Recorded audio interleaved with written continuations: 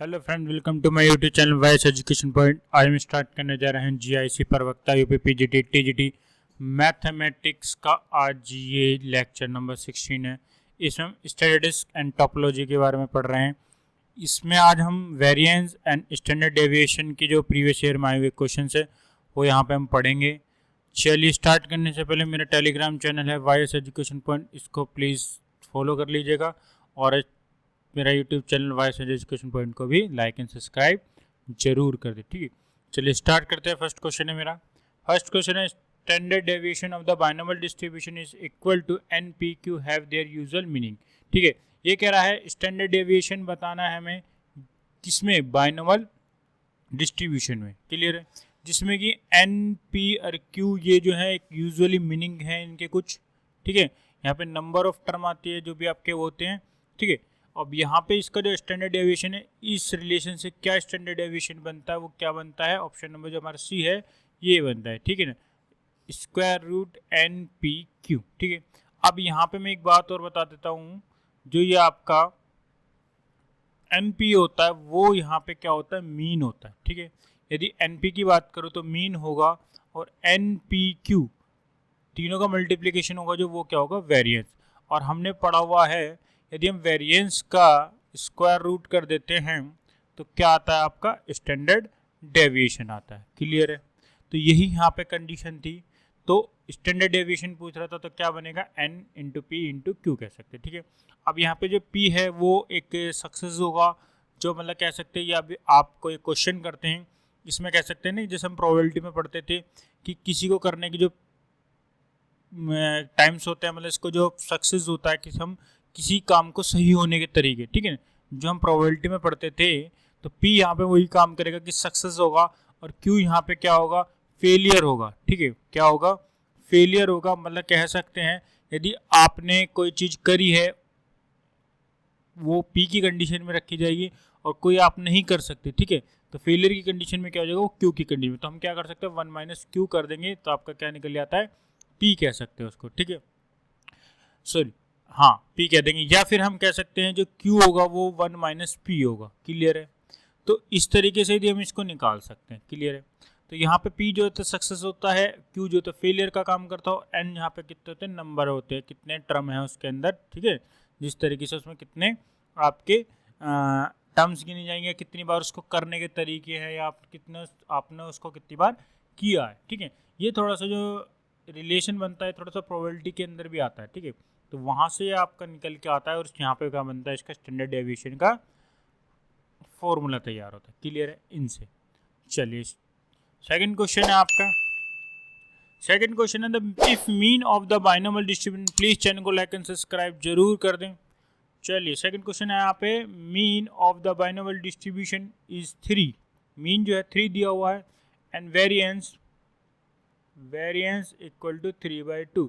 ठीक है, number of trials. ठीक है, अब यहाँ कंडीशन आ गई नंबर ऑफ ट्रायल्स, कि आपने कितने ट्रायल्स यहाँ पे करे हैं। क्लियर, अभी हमने लास्ट क्वेश्चन पढ़ा था ये। ठीक है ना, standard deviation equal to square root N P Q. ठीक है, ये हमने जो पढ़ा था यही हम इसको अप्लाई करेंगे, क्योंकि हमें पता है नंबर ऑफ ट्रायल्स क्या होंगे, एन होगा, और मीन अभी मैंने बताया था क्या आता आपका, मीन यहाँ पे किसका वर्क करेगा, एनपी का काम करेगा, और वेरिएंस किसका करेगा, एनपीक्यू का काम करेगा। ठीक है, तो ऐसे नंबर ऑफ ट्रायल्स एन पूछ रहा है, तो फॉर्मूला क्या बनता है, स्टैंडर्ड डेविएशन, या यहाँ से हम इसको यूज़ करेंगे। ठीक है, स्टैंडर्ड डेविएशन का तो यहाँ पे कोई यूज़ नहीं होगा। ठीक है, तो इसी का हम यूज़ करेंगे एनपीक्यू। तो एनपीक्यू कितना दिया हुआ है, 3/2 दिया हुआ है, और यहाँ पे बात करें n इंटू पी की, तो ठीक है, n इंटू पी क्या होता है, मीन्स होता है। मीन हमें क्या दिया हुआ है, 3 दिया हुआ है, इंटू 3, और ये आपका आ गया q, तो q क्या निकल के आएगा,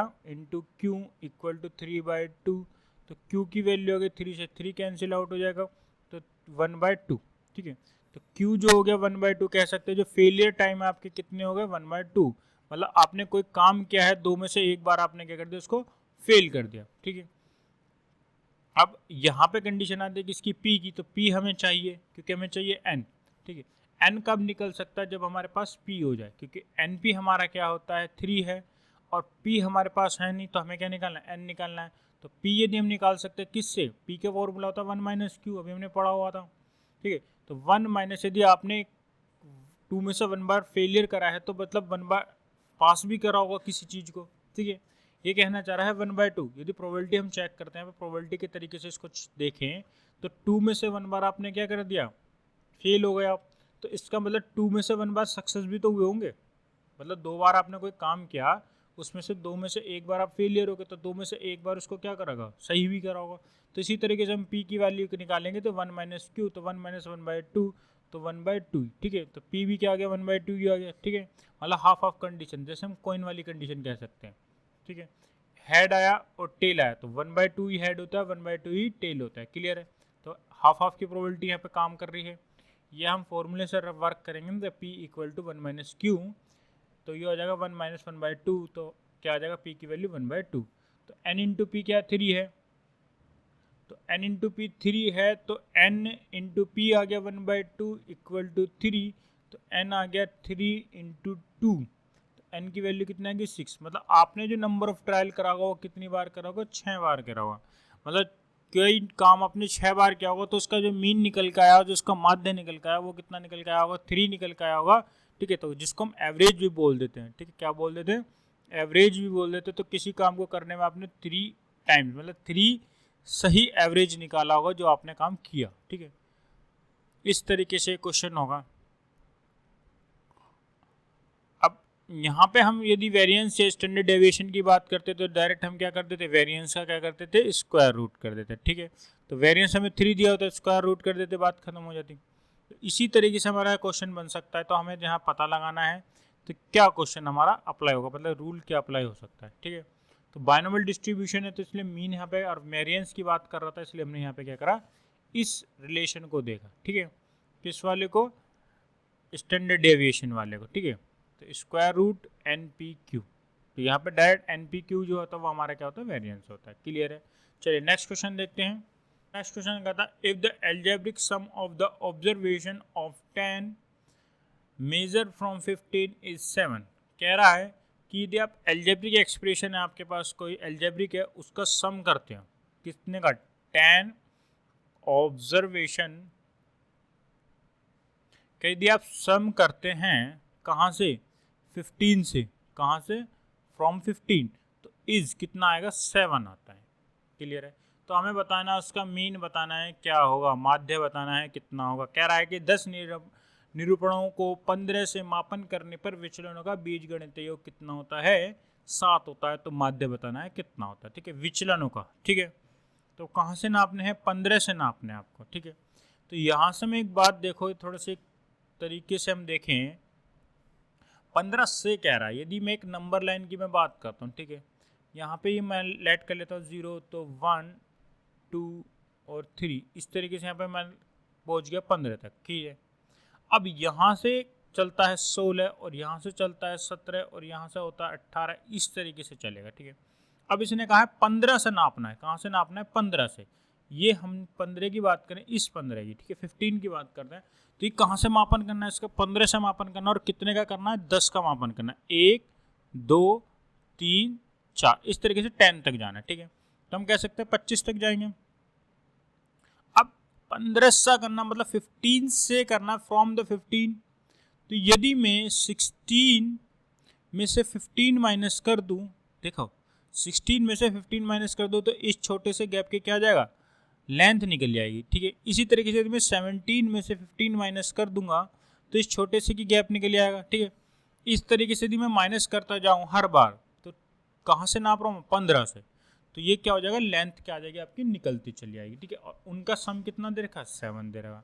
यदि मैं सबको ऐड कर दूँ तो कितना आ जाएगा, 7 आ जाएगा।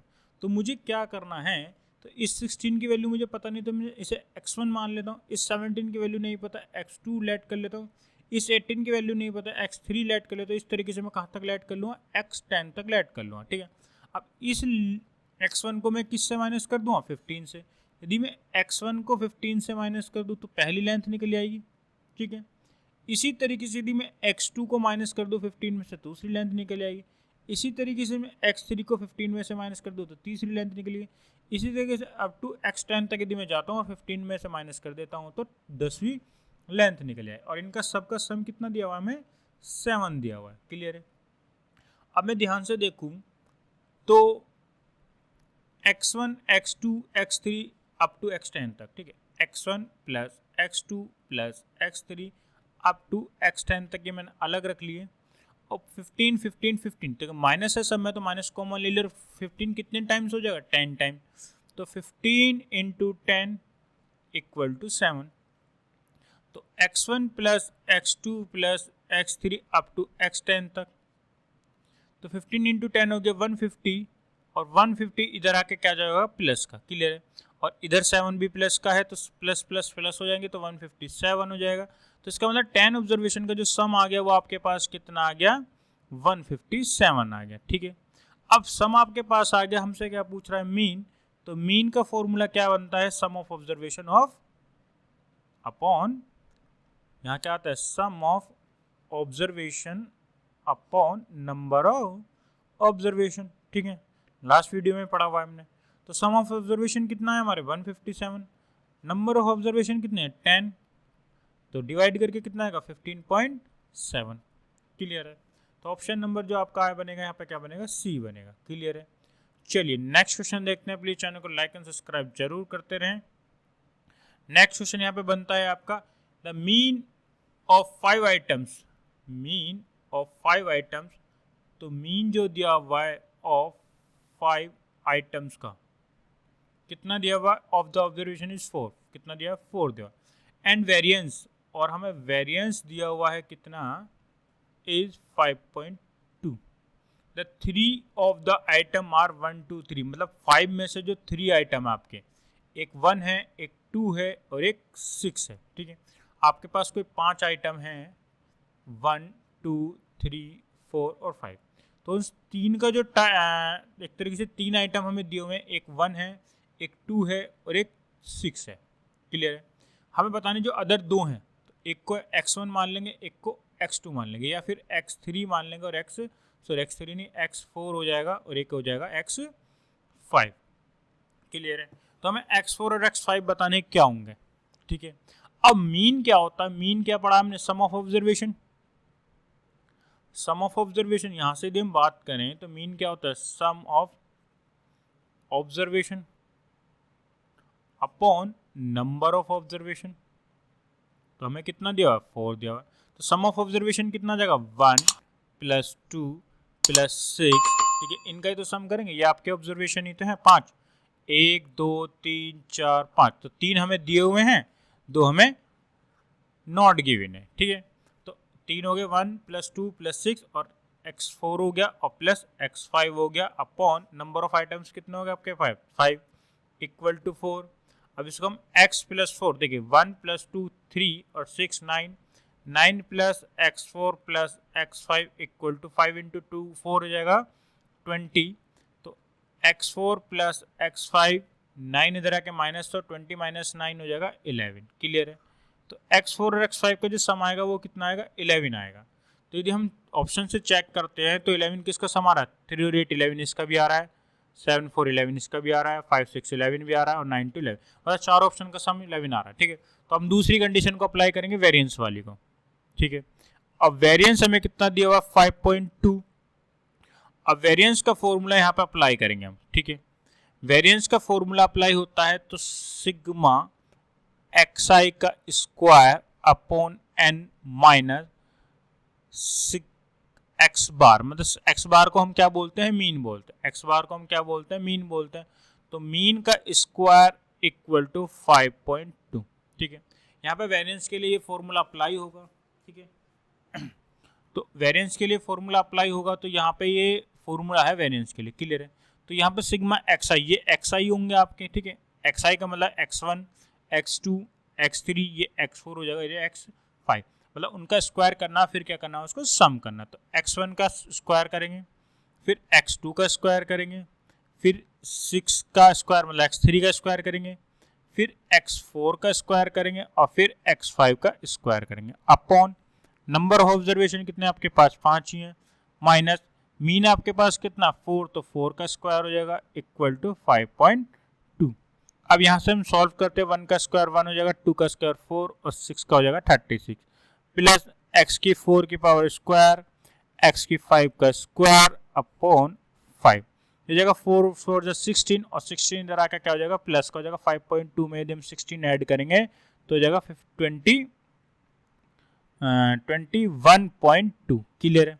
अब इसकी मल्टीप्लाई यदि हम 5 में मल्टीप्लाई करेंगे ये हो गया आपका, ठीक है ना, तो यहाँ पाएगा 145 और 36 तो हो गया 41 प्लस एक्स की 4 का स्क्वायर प्लस एक्स की 5 का square equal to 5 into 21 into 0.2 तो ये हो जाएगा आपका 5 टू 10 और 106 क्लियर है 0.0। तो x की 4 का स्क्वायर प्लस x की 5 का स्क्वायर इक्वल टू 106 में से माइनस हो जाएंगे 41 तो 106 माइनस 41 कितने आपके बच्चे हैं, यहाँ पे बचते हैं 65 क्लियर है। तो यहाँ पे यदि हम देखें, यहाँ हम देखते हैं x की 4 का स्क्वायर प्लस x की 5 का स्क्वायर जो आपके पास आ रहा है कितना आ रहा है 65 आ रहा है क्लियर है। अब ऑप्शन से यदि हम इसे चेक करें तो किन दो का स्क्वायर करने पर 65 आ जाए, मतलब उनका सम करते तो देखो फर्स्ट ऑप्शन से यदि हम चेक करते हैं तो 3 का स्क्वायर प्लस 8 का स्क्वायर, 3 का हो जाएगा 9 और 8 का हो जाएगा 64 तो ये कभी भी 65 नहीं देगा। बी ऑप्शन से यदि हम चेक करते हैं 4 का स्क्वायर प्लस 7 का स्क्वायर, 4 का हो जाएगा 16, 7 का हो जाएगा 49 ऐड करते हैं तो 65 ठीक है। तो ऑप्शन नंबर बी इसका करेक्ट हो जाएगा क्लियर है। इसी तरीके से सी को भी चेक करके दिखा देता हूँ आपको, तो 5 का स्क्वायर प्लस 6 का स्क्वायर तो 5 का हो जाएगा 25 और 6 का हो जाएगा 36 ऐड कर दिए नॉट इक्वल टू 65 ही होगा। इसी तरीके से डी ऑप्शन में चेक करेंगे तो 9 का स्क्वायर तो 81 ही बैठ रहा है, पहली बात तो बहुत ज्यादा बैठ रहा है ठीक है, 81 प्लस 4 कभी भी नॉट 65 के इक्वल हो जाएगा।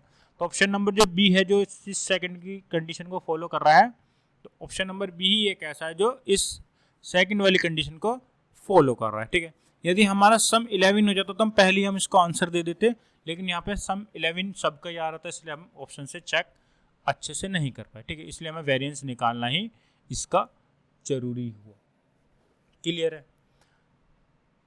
चलिए नेक्स्ट क्वेश्चन देखते हैं। इसमें थोड़ा सा इस क्वेश्चन को और तरीके से आप दोबारा देखेंगे, आप अच्छे से यदि आपको समझ में नहीं आता प्लीज रिमाइंडर करके देख लीजिएगा ठीक है। वो ज़्यादा कुछ नहीं था, बस आपको फॉर्मूला याद रखना है वेरिएंस का ठीक है, यहाँ पे वेरिएंस का एक फॉर्मूला होगा क्लियर है, बस इसको ध्यान रखना है क्लियर है। चलिए नेक्स्ट क्वेश्चन देखते हैं। Variance of the first 20 natural number, हमें बताना है वेरिएंस बताना है ऑफ फर्स्ट 20 नेचुरल नंबर ठीक है। अब यहाँ पे मैं एक बात बता देता हूँ, यदि आप नेचुरल नंबर का वेरिएंस पूछता है और फर्स्ट कितने भी नेचुरल नंबर आपके पास 10, 20, 30, 50 n मान लेते हम n नेचुरल नंबर ठीक है, तो यहाँ पे फॉर्मूला जो बनता है वो बनता है n square minus 1 upon 12 clear है। यहाँ पे जो फॉर्मूला बनता है वो ये बनता है ठीक है, n स्क्वायर माइनस 1 अपॉन 12। अब यहीं से यदि मैं स्टैंडर्ड डेविएशन की बात करता हूँ तो इसी पे हम क्या कर देंगे, वेरिएंस पे क्या कर देते हैं स्क्वायर रूट लगा देते हैं, तो यही आपका क्या बन जाता है स्टैंडर्ड डेविएशन बन जाता है n स्क्वायर माइनस 1 अपॉन 12 ठीक है। ये 12 पे स्क्वायर रूट नहीं आया, 12 सब पे आएगा ठीक है, तो यहाँ पे स्क्वायर रूट जाएगा पूरे पे आएगा क्लियर है। तो वेरिएंस के लिए ये फॉर्मूला बनेगा डायरेक्ट कब की कंडीशन में, जब n नेचुरल नंबर दिया हुआ ठीक है ना, ये ध्यान रखना आपको ठीक है। तो यहाँ पे हम n की वैल्यू 20 होगी तो हम फॉर्मूले में रख देंगे डायरेक्ट, बस आपका काम खत्म। तो n की वैल्यू आपकी 20 हो गई और फॉर्मूला बनता है n स्क्वायर माइनस 1 अपॉन 12। तो यहाँ पे n होगा 20 तो 20 का स्क्वायर माइनस 1 अपॉन 12, 20 का स्क्वायर हो जाएगा 400 माइनस 1 अपॉन 12, तो 400 माइनस 1 हो जाएगा 399 अपॉन 12, तो 3 से कैंसिल आउट होगा तो 3 × 3, 3 3 9, 3 3 9 अपॉन 3 4 12 ठीक है, ये 3 से कैंसिल आउट हो गया तो बस आप 1033 अपॉन 133 अपॉन 4 ठीक है, ऑप्शन नंबर ए ठीक है। ये इसका डायरेक्ट फॉर्मूला था ठीक है, बहुत छोटा सा फॉर्मूला था, इसके लिए बस आपको ध्यान रखना है नेचुरल नंबर होने चाहिए ठीक है, वो भी शुरू से ठीक है। चलिए स्टार्ट करते हैं सेकंड लास्ट अगला क्वेश्चन है आपका standard deviation of the 10 natural number, वही कंडीशन लास्ट वाली कंडीशन ठीक है, सेम जो मैंने अभी बताया था। तो स्टैंडर्ड डेविएशन के लिए आपको क्या करना है, स्क्वायर रूट कर देना है n स्क्वायर माइनस 1 अपॉन 12 का ठीक है। अब यहाँ पे n की वैल्यू कितनी होगी 10 हो गई, बस फॉर्मूला में रखिए अप्लाई आ जाएगा। तो स्क्वायर रूट 10 का स्क्वायर माइनस 1/12, तो 10 का स्क्वायर 100 माइनस 1/12, तो 99/12 कैंसिल आउट हो गया 3 से, तो 3 3 जा 9, 3 3 जा 9/3 4 जा 12, ठीक है। तो ऊपर बचता आपके पास 33/4। तो यदि हम इसको क्या करते हैं, इसका क्या करते हैं, 33 का तो स्क्वायर रूट होता नहीं है, क्लियर है। तो 33 एज इट इज रहेगा स्क्वायर रूट के अंदर, अपॉन कितना आ गया 4 का 2। अब यहाँ पे ऑप्शन में तो ऐसा है नहीं कुछ, तो यदि हम 33 का स्क्वायर रूट निकालेंगे तो कैसे निकालते हैं, एक होता है डिवीजन मेथड, ठीक है। यहाँ पे अब मैं बता देता हूँ डिवीजन मेथड से स्क्वायर रूट निकालना, ठीक है। एक डिवीजन मेथड होता है यहाँ पे स्क्वायर रूट निकालने के लिए, तो मैं यहाँ पे बता देता हूँ, इस तरीके से होता है। यहाँ पे हम इसको क्या करेंगे, ये 33, ठीक है। पॉइंट के बाद हम इसके बाद पॉइंट के बाद हम जितनी भी डिजिट चाहिए आपको, ठीक है, 2 चाहिए तो 4 0 लगेंगी, ठीक है। अब कितनी डिजिट है पॉइंट के बाद 2 है, तो हम 4 0 लगा लेंगे, ठीक है। तो अब यहाँ पे हम पेयर बनाते हैं 2 का। अब यहाँ से हम क्या करते हैं, 33 से पहले एक ऐसे नंबर ढूंढते हैं जिसका स्क्वायर हमें मिल जाए। तो 5 होगा, 5 × 5 क्या हो जाएगा 25 हो जाएगा, क्लियर। स्क्वायर ढूंढेंगे, क्लियर है। 6 ढूंढेंगे तो ज़्यादा हो जाएगा, हमें क्या करना है, इससे छोटा ही ढूंढना है, ठीक है। 33 से हमें क्या देना है, लेस देन ही ढूंढना है, क्लियर है। अब 5 यहाँ भी आ गया, 5 यहाँ गया, तो 5 यहाँ भी आ जाएगा, तो इसको हम क्या कर देंगे, ऐड कर देंगे, 5 और 5 10। अब यहाँ पे क्या करेंगे, माइनस जैसे डिवाइड में करते हैं, ठीक है, माइनस कर देते हैं, ठीक है। तो यहाँ बचता है 8, पॉइंट हमसे उतारेंगे 0, तो पॉइंट यहाँ भी उतरेगा तो पॉइंट यहाँ भी आ जाएगा, क्लियर है। तो यहाँ से हम ऐसा इस 10 के बाद एक ऐसी वैल्यू सोचेंगे जो इस पर मल्टीप्लाई करने से इससे क्या रह जाए, छोटी रह जाए, ठीक है। यदि हम 7 सोचते हैं तो 7 × 7 तो हो जाएगा 7 7 जो 49 × 7 749, तो यहाँ भी क्या आ जाएगा 7 आ जाएगा, क्लियर है। माइनस करते हैं 51 आ जाएगा, फिर क्या उतार लेंगे, फिर पेयर उतार लेंगे 0 का, यहाँ आ जाएगा 7 × 7 14/1, ठीक है। ऐड कर देंगे, यहाँ पे क्या करेंगे, ऐड करेंगे, ठीक है। छोटे क्लास में 8th में सिखाया जाता है, डिवीजन मेथड है स्क्वायर रूट निकालने के लिए।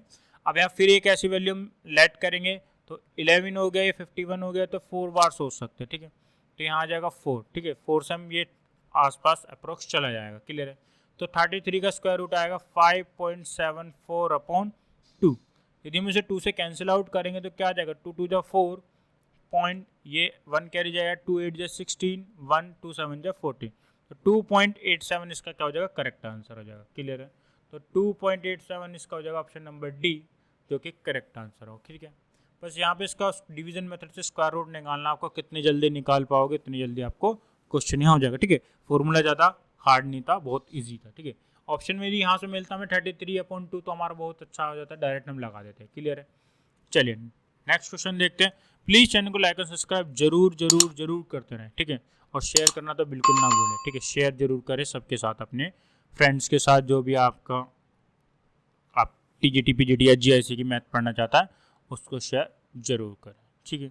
चलिए नेक्स्ट क्वेश्चन देखते हैं। कह रहा वेरिएंस ऑफ 20 ऑब्जर्वेशन, वेरिएंस है हमारा 20 ऑब्जर्वेशन का, कितने हैं 20 ऑब्जर्वेशन है, यहाँ पे की बात कर रहा है 20 ऑब्जर्वेशन की is 5 and each observation is multiply by 5। ये कह रहे दिया सारे ऑब्जर्वेशन सभी जितने 20 के 20 हैं, 1 से 20 तक हमने मान लिए, ये कह रहा सभी में यदि मल्टीप्लाई कर दे 3 की, सभी में अलग अलग करनी है मल्टीप्लाई, ठीक है, ध्यान रखनी है। प्रत्येक की बात कर रहा है, ईच मतलब प्रत्येक की यहाँ पे बात कर रहा है, तो सभी में यदि मल्टीप्लाई कर दे, 1 में भी 3 की मल्टीप्लाई कर दें, 2 में भी 3 की मल्टीप्लाई कर दे, 3 में भी 3 की मल्टी, इसी तरीके से अप टू 20 तक यदि हम 3 की मल्टीप्लाई कर देते हैं, तो then the variance of obtain observation, तो आपके पास नया ऑब्जर्वेशन जो आएंगे, मतलब एक नई 20 नए ऑब्जर्वेशन मिल जाएंगे आपको मल्टीप्लाई करने के बाद, ठीक है। मल्टीप्लाई करने के बाद जो नए 20 ऑब्जर्वेशन आपको मिलेंगे उसका हमें क्या बताना है, वेरिएंस बताना है क्या होगा, ठीक है। अब इसके लिए आपको बस एक छोटी सी बात ध्यान रखनी है, यदि इस टाइप का कोई क्वेश्चन आता है, यदि आपसे कहता है कि हर एक ऑब्जर्वेशन में मल्टीप्लाई कर दे किसी भी नंबर की, ठीक है, किसी भी नंबर के लिए वो मल्टीप्लाई करता है, तो मैं आपके लिए एक फॉर्मूला देता हूं यहाँ पे न्यू वेरिएंस के लिए, ठीक है। तो न्यू वेरिएंस, तो वेरिएंस को हम किससे डिनोट करते हैं, सिग्मा स्क्वायर से, इक्वल टू, तो यहाँ पे आएगा जो इस नंबर जो भी आपका नंबर होगा मल्टीप्लाई करेगा, जिस भी नंबर से मल्टीप्लाई करेगा उसको यदि हम लेट कर लेंगे h, ठीक है। तो यहाँ पे एक फॉर्मूला बनता है h स्क्वायर और सिग्मा स्क्वायर। अब ये जो सिग्मा होगा ये एच स्क्वायर के इनटू में है, ये पुराना वाला वेरिएंस होगा, ठीक है। ये हम इसको x मान लेंगे और इस वाले को y मान लेंगे, ठीक है। ये हम इसको n मान लेंगे और इसको ओल्ड वाला, मतलब इसको न्यू वाला मान लेंगे और इसको ओल्ड वाला मान लेंगे, ठीक है। इस तरीके से याद रख सकते हैं आप, n फॉर न्यू और o फॉर ओल्ड वाला, ठीक है। तो यहाँ पे एक न्यू वेरिएंस के लिए फॉर्मूला था। कंडीशन ध्यान रखनी है आपको, कब? जब हर एक नंबर में मल्टीप्लाई करे, वो किसी भी नंबर की मल्टीप्लाई करे, चाहे वो 3 हो, चाहे 4 हो, चाहे कुछ भी हो, ठीक है। वो उसको आप क्या मान लीजिए, h मान लीजिए, बस इस फॉर्मूले में रख दीजिए, आपको न्यू वेरिएंस आपको मिल जाएगा। क्लियर है, समझ में आ गई? तो यहां से हम यही काम करते हैं। तो आपको क्या करना है, h की वैल्यू यहाँ पे क्या हो गई, 3 हो गई, और ओल्ड वेरिएशन आपका कितना है, 5 है। तो यहाँ पर हो जाएगा 3 का स्क्वायर इंटू ओल्ड वेरिएशन है 5, तो 3 का स्क्वायर 9 इंटू 5 इक्वल टू 45। बस कुछ नहीं करना था, आंसर आ गया आपका 45, ठीक है। तो यहाँ पे इस फॉर्मूले को बस आपको इस फॉर्मूले को बस ध्यान रखना है, इस चीज को फॉर्मूला मान लो, कुछ भी एक ट्रिक मान लो, कुछ भी सोच लो आप, इसको बस आपको ध्यान रखना है, ठीक है। ये जो h होगा वो मल्टीप्लीकेशन होगा, मल्टीप्लाई होगा जिस भी नंबर के आप मल्टीप्लाई करोगे हर एक वेरिएंस में। चलिए नेक्स्ट क्वेश्चन, नेक्स्ट क्वेश्चन है आपका, if coefficient of variation and standard deviation are 60 and 21 respectively.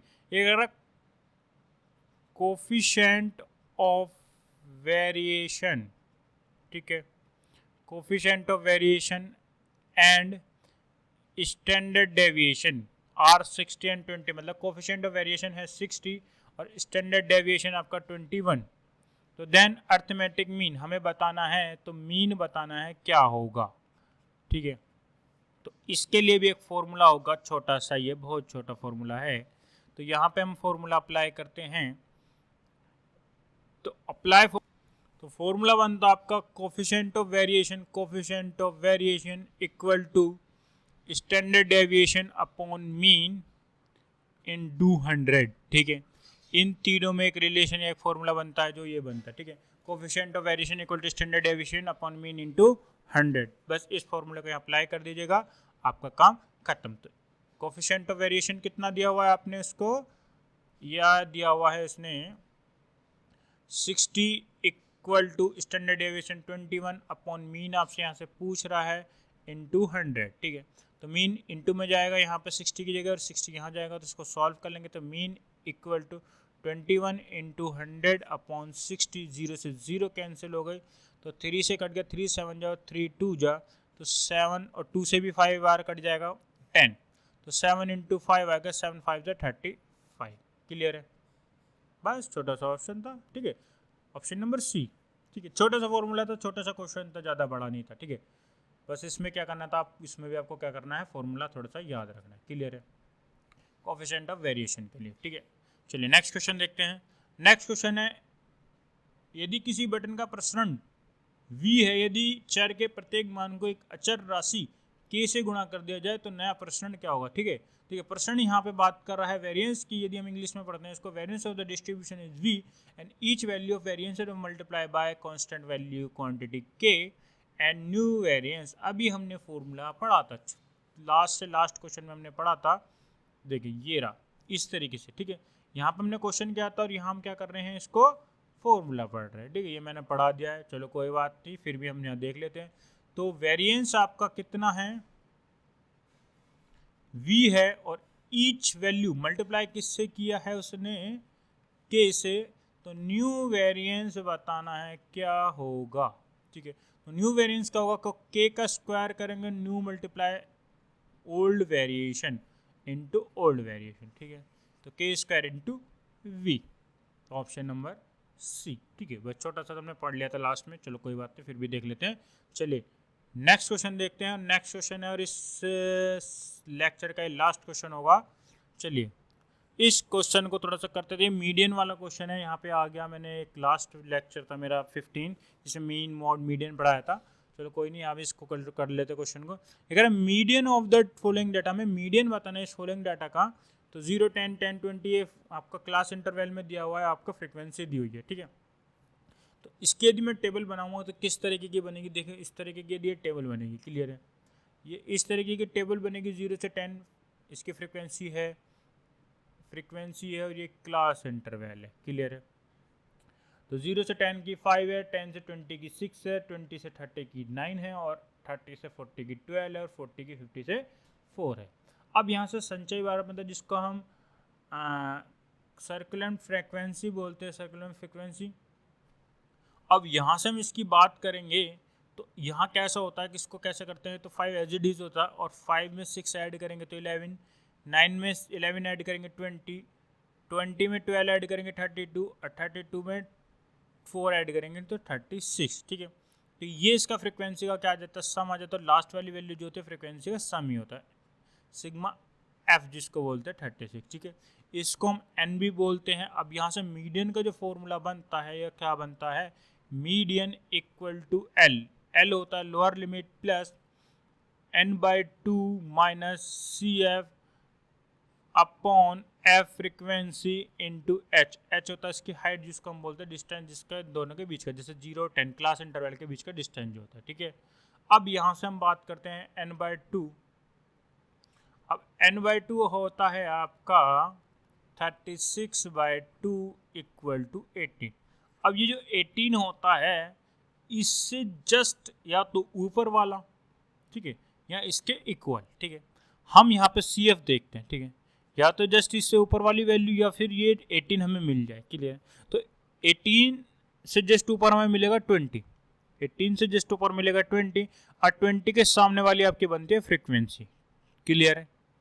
तो 18 से जस्ट ऊपर 20, 20 के जस्ट सामने वाला बनता है आपकी फ्रीक्वेंसी, तो 9 हो गई फ्रीक्वेंसी, एफ हो गया आपका 9 और उसी के सामने आपकी क्लास इंटरवल ली जाती है, तो क्लास इंटरवल हो गया आपकी 20 से 30, इसमें लोअर लिमिट ली जाएगी 20 में और इस 20 से जस्ट ऊपर वाला आपका बनता है सी एफ, ठीक है, जिसको हम बोलेंगे 11। समझ में आ गई। बस इस क्वेश्चन में फॉर्मूले में रख देते, तो लोअर लिमिट आपकी बनेगी 20 प्लस n/2 हो गया आपका 18 माइनस सी एफ हो गया 11 अपॉन फ्रीक्वेंसी हो गई 9 इंटू हाइट देखिए दोनों के बीच का डिस्टेंस, ठीक है, या कह सकते हैं डिफरेंस, क्लास इंटरवल के बीच का डिफरेंस कितना आ रहा है, 10 आ रहा है, तो इंटू 10 हो गया, क्लियर है। तो इसको सॉल्व करते हैं, 20 प्लस 18 माइनस 11 हो गया 7 इंटू 10 अपॉन 9, तो 20 प्लस 70 अपॉन 9, तो 20 प्लस 70 को 9 से डिवाइड करेंगे, 9 7 जा 63, 7 9 से 63 की बात है, 0.7 कैरी गया, 0.0 हो गया, फिर 7 जा फिर 7 जा, मतलब 7 ही जा रहा है, तो है 27.77, ठीक है। तो 27.77 ऑप्शन में जो है नहीं, तो फोर्थ जो ऑप्शन है हम इसको करेक्ट कर देंगे, या फिर जो 3 की या गलती हो रही है तो 27.7 कर देंगे इसको 3 की जगह, ठीक है। तो ऑप्शन नंबर डी हमारा करेक्ट हो जाएगा, ठीक है। तो चलिए बस ये लास्ट क्वेश्चन था इस लेक्चर का। अब नया लेक्चर में अपलोड करूँगा नए टॉपिक के ऊपर। Thanks watch my video, please channel को लाइक एंड सब्सक्राइब जरूर कर दें।